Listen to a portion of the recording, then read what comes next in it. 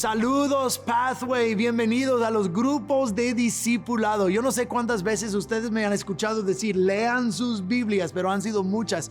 Este curso de discipulado está diseñado para ayudarte a leer mejor tu Biblia, comprender mejor la Biblia y cómo sacar más jugo de la Biblia. Entonces, prepárense para leer sus Biblias.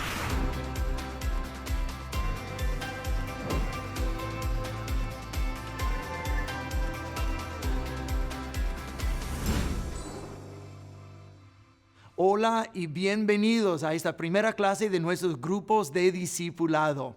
Esta es la primera de 4 lecciones que tienen que ver con la palabra de Dios. El propósito de estos cursos de discipulado es ayudarte a convertirte en un estudiante más profundo de la Biblia, la cual es la palabra de Dios para nosotros. Yo he escuchado a personas decir muchas veces a lo largo de los años que quieren leer la Biblia, pero también tienen muchas dificultades para entenderla. Esta sensación de estar perdidos dentro del texto bíblico se convierte en una razón por la que dejan de leer. Entiendo. Es difícil leer algo con lo que no estás familiarizado y no entiendes el contexto. Entonces, ya sea que hayas estudiado las Escrituras durante muchos años, o que solo hayas leído una parte de ellas, o esta sea la primera vez que abres la Biblia, esta lección te ayudará a tener un contexto más amplio para la historia de la Biblia. En la próxima lección veremos la historia teológica de la Biblia. Pero para entender esta metanarrativa teológica de la Biblia, necesitamos entender cómo está armada el texto o la estructura de los libros de la Biblia y cuál es la historia en general. Eso nos ayudará a entender el contexto histórico de la Biblia para que cuando leamos nos sintamos perdidos. ¿Listos? Adelante. Comencemos con la estructura de la Biblia.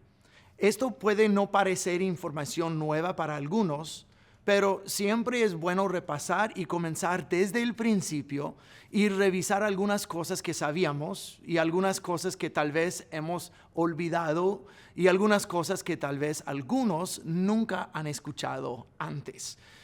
La estructura de la Biblia se divide en bloques de libros. La mayoría de los bloques de libros bíblicos no se prestan en orden cronológico, se prestan más por agrupaciones. El primer grupo son los primeros 5 libros de la Biblia, conocidos como el Pentateuco: Génesis, Éxodo, Levítico, Números y Deuteronomio. Esos primeros 5 libros también se conocen como los libros de Moisés, quien es el autor de ellos. Estos libros sí están en orden cronológico y hablan de la creación, la era antes del diluvio, la era después del diluvio y la población del mundo. A partir de Génesis capítulo 12, hay un cambio del enfoque de todo el mundo a un enfoque a un solo hombre, Abraham. Solo Abraham y sus descendientes, los israelitas, son los que están en el centro del resto del Antiguo Testamento. Desde Éxodo hasta Deuteronomio, vemos la liberación de los israelitas de la esclavitud y cómo Dios los formó para ser su pueblo especial. Después de los libros de Moisés, viene el segundo bloque de libros, los libros de historia. Y estos libros incluyen Josué, Jueces, Ruth, Primera y Segundo de Samuel, Primera y Segundo de Reyes, Primera y Segundo de Crónicas, Esdras, Nehemías y Esther. Estos también están por la mayor parte en orden cronológico. Luego vienen los libros de poesía que contienen a Job, Salmos, Proverbios, Eclesiastés y finalmente el Cantar de Lares. Luego vienen 2 bloques de libros conocidos como los profetas mayores y los profetas menores. Los profetas mayores son Isaías, Jeremías, Ezequiel y Daniel. Y aunque el libro de Lamentaciones no es un libro largo, pertenece a este género de los profetas mayores porque Jeremías es el autor. Ahora bien, hay que decir que a estos profetas no se les conoce como profetas mayores porque su mensaje sea mejor, sino porque sus libros son más largos que los de los otros profetas. Los 12 profetas menores son Oseas, Joel, Amós, Abdías, Jonás, Miqueas, Nahum, Habacuc, Sofonías, Ageo, Zacarías y Malaquías. Ellos profetizaron a lo largo de los tiempos de los reyes, del exilio y cuando Israel regresó del exilio. Si no estás seguro de lo que quiero decir con el exilio, espera unos minutitos y te lo voy a explicar. Esos 12 profetas menores completan el Antiguo Testamento. Luego venimos al Nuevo Testamento, que tiene solo 4 bloques de libros. El primer bloque de libros son los evangelios: Mateo, Marcos, Lucas y Juan. El segundo bloque es la sección de historia, que es solo el libro de los Hechos. Después de esto tenemos el bloque de libros que se conoce como las epístolas. Una vez cuando un niño en la escuela dominical le preguntaron qué eran las epístolas, el niño respondió que eran las esposas de los apóstoles.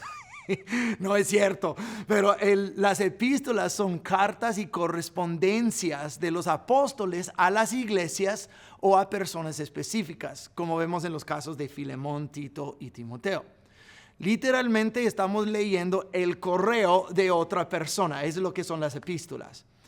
Estas epístolas consisten en Romanos, Primera y Segundo de Corintios, Gálatas, Efesios, Filipenses, Colosenses, Primera y Segunda Tesalonicenses, Primera y Segunda Timoteo, Tito, Filemón, Hebreos, Santiago, Primera, Segunda de Pedro y Primera, Segunda y Tercera de Juan.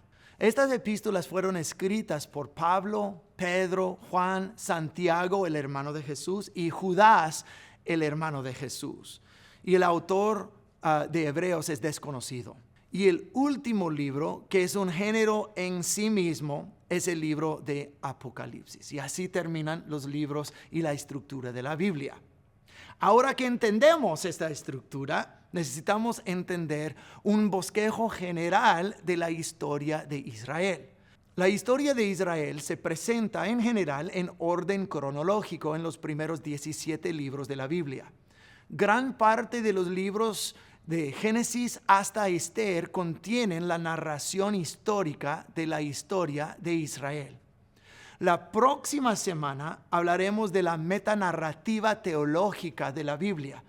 Pero para nuestros propósitos en esta semana necesitamos entender la secuencia histórica de la Biblia para que cuando leamos sepamos lo que está sucediendo y dónde estamos en la historia. La Biblia sigue la línea familiar de Abraham hasta Jesucristo. En Génesis capítulos 12 al 15, Dios llamó a Abraham de su país en Ur y su familia y su parentela y le prometió a través de un pacto que él sería el padre de muchas naciones. Abraham tuvo 2 hijos, Ismael e Isaac. Isaac era el heredero del pacto que Dios hizo con su padre Abraham. De hecho, después de que la esposa de Abraham, Sara, murió, él se casó de nuevo y tuvo otros hijos que también se convirtieron en naciones. La Biblia ahora seguirá la historia de Isaac y no la de Ismael, aunque Ismael también se convirtió en una gran nación. Isaac luego se casó con su esposa Rebeca y ella tuvo gemelos, Esaú y Jacob. Jacob era el heredero del pacto que Dios había hecho con Abraham. Ahora la Biblia sigue la historia de Jacob y no de Esaú, aunque Esaú también se convirtió en la gran nación de Edom que se ve en toda la Biblia. Dios finalmente cambió el nombre de Jacob a Israel, e Israel tuvo 12 hijos que se convirtieron en los padres de las 12 tribus de Israel. Sus hijos fueron Rubén, Simeón, Leví, Judá, Dan, Neftalí, Gad, Aser, Isaacar, Zabulón, José y Benjamín. Es importante conocer esos nombres porque aparecen en toda la Biblia. Ahora, con la adición final de los 12 hijos de Israel, la Biblia se lanza en una larga historia que prepara el escenario de cómo Dios va a rescatar a Israel y establecerlos como su propio pueblo especial. La siguiente es la versión muy corta de esta historia. José era el 11º de los 12 hermanos de Israel. Sus 10 hermanos mayores lo odiaban. Entonces lo vendieron como esclavo a Egipto y le dijeron a su padre que un animal salvaje lo había matado. José era el 11º de los 12 hermanos de Israel y sus 10 hermanos mayores lo odiaban. Entonces lo vendieron a él como esclavo a Egipto y le dijeron a su padre que un animal salvaje lo había despedazado. Ahora, haciendo una historia muy larga, muy corta, Dios al fin y al cabo ayudó a José a ascender a la posición más alta en Egipto, con la excepción del rey, el faraón. Entonces surgió una hambruna en todo el mundo, pero gracias al entendimiento profético de José y su habilidad administrativa, Egipto había acumulado mucha comida. Entonces los hermanos de José llegaron a Egipto en busca de comida y a través de una serie de acontecimientos se dieron cuenta de que José estaba a cargo de Egipto. Hubo perdón y reconciliación entre ellos y José invitó a su padre Israel y a sus hermanos a mudarse a Egipto para estar con él y donde estaba la comida. Todo esto está en el libro de Génesis y aquí es donde termina Génesis y comienza el libro de Éxodo. El libro de Éxodo comienza con los israelitas viviendo en Egipto y multiplicándose enormemente. Entonces ascendió al trono un rey, un faraón, que no recordaba a José ni por qué los israelitas vivían en su tierra. Los egipcios terminaron esclavizando a Israel durante 400 años con una cruel opresión. Entonces Dios levantó a un libertador, Moisés, y con muchas señales y prodigios, Dios liberó a su pueblo de su esclavitud en Egipto. Desde Egipto, Dios llevó a su pueblo al monte Sinaí, donde hizo un pacto con ellos y donde ellos serían su pueblo y Él sería su Dios. Aquí es donde Él les da su palabra y ellos debían de servirle fielmente. Entonces, durante 40 años, los israelitas vagaron por el desierto aprendiendo las lecciones de cómo ser el pueblo de Dios. Es el mensaje de transformación espiritual y la historia de cada uno de nosotros también. Este es Éxodo hasta Deuteronomio. Deuteronomio termina con el discurso de despedida de Moisés a Israel, ya que están al punto de entrar en la tierra prometida que Dios había jurado dar a Abraham y sus descendientes. Entonces, Dios seleccionó a Josué como el próximo líder de Israel después de la muerte de Moisés.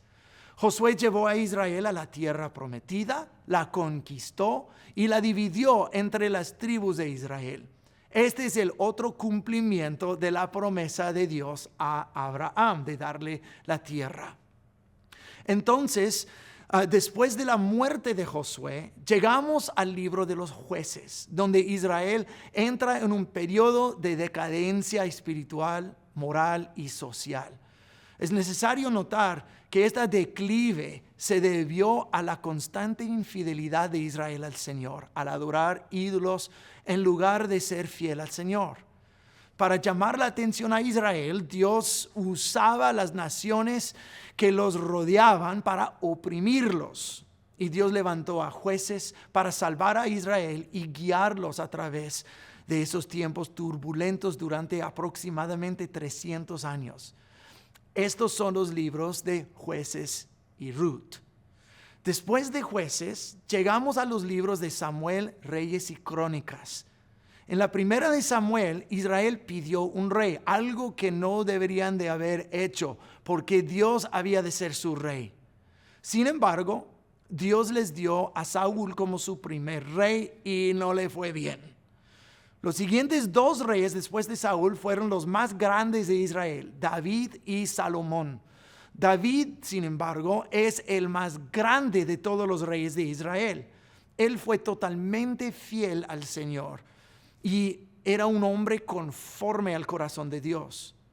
Dios hizo un pacto con él Y es a través de David que Dios levantaría a un rey que reinará por los siglos de los siglos. David fue sucedido por su hijo Salomón.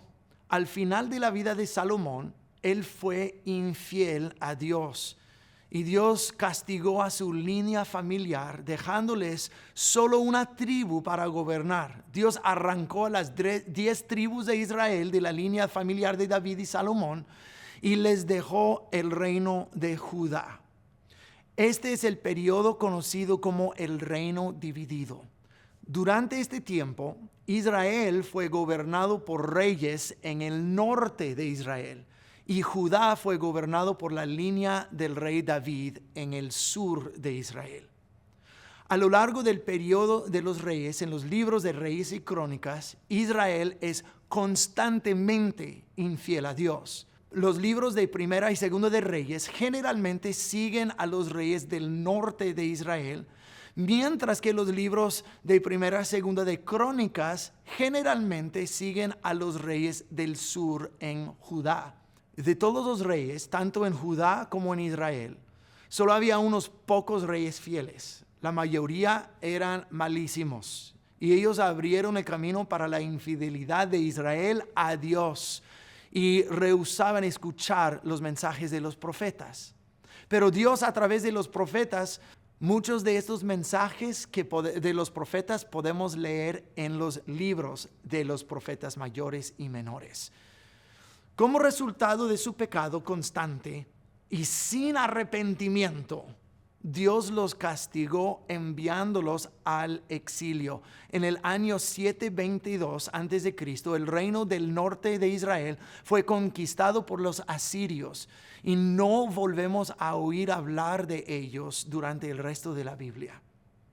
La historia de la Biblia ahora seguirá el reino de Judá y la línea familiar del rey David. Sin embargo, siguen el mal ejemplo de sus hermanos del norte y son igualmente infieles a Dios. A pesar de las repetidas advertencias de volver a Dios, se obstinan en seguir sus propios caminos y terminan compartiendo el mismo destino que sufrieron los israelitas del norte. En el año 587 a.C., el rey Nabucodonosor conquistó el reino del sur de Judá y lo exilió a Babilonia y permanecieron allí durante 70 años. Eso se encuentra en los libros de los Reyes y Crónicas y la mayoría de los profetas. Durante estos 70 años, Babilonia fue derrocada por los medos y luego los medos fueron derrocados por los persas. Fue durante el imperio persa que sucedió la historia de Esther. Bajo el rey Ciro, los persas permitieron también que un remanente de los israelitas regresaran a casa y reconstruyera Jerusalén. Este es el periodo del remanente y abarca los libros de Esdras, Nehemías y Esther. Una vez que el remanente regresó a Israel, ellos, una vez más, comenzaron a abandonar al Señor y a pecar ante Él, otra vez. Y Dios, una vez más, envió a los profetas para que volvieran a encarrilarse. Pero esta vez la gente es mucha más receptiva a los profetas. Los profetas posteriores al exilio, o sea, los profetas que profetizaron después del exilio son Zacarías, Ageo y Malaquías. Después de Malaquías hubo 400 años de silencio durante los cuales Dios no habló a través de los profetas. Esto, sin embargo, no significa que durante esos años no pasara nada. Durante estos 400 años, los persas fueron derrocados por los griegos y su imperio incluía Israel. Más tarde, los griegos fueron derrocados por los romanos y ahora los romanos eran los dueños del mundo y Israel también, otra vez. Es necesario entender que Israel fue exiliado en el año 587 a.C. Y aunque se les permitió a un remanente regresar, siempre estaban debajo de subyugación de otro imperio. Y aunque técnicamente estaban de vuelta en su tierra natal, se veían a sí mismos como si estuvieran en un exilio virtual. Eso significa que estaban en la tierra, pero no tenían control de su propia tierra.